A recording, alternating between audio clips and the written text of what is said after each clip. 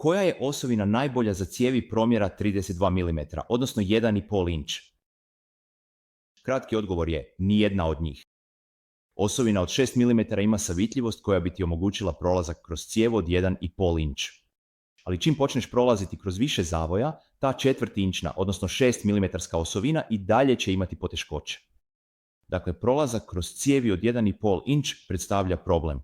Što se tiče cijevi od 2 inča, da, nema problema s tvojom četvrtinčnom osovinom jer je radijus savijanja jednak. Radijus savijanja osovine jednak je radijusu savijanja od 90 stupnjeva na cijevi od 2 inča.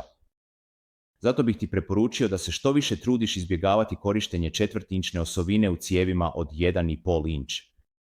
Ono što mogu predložiti jest da, ako ćete koristiti osovinu u cijevi od 1,5 inč, uklonite ležaj rukavca koji dolazi na kraju rukavca jer to povećava mogućnost da zapne za kut ili nešto slično. Hvala što ste gledali.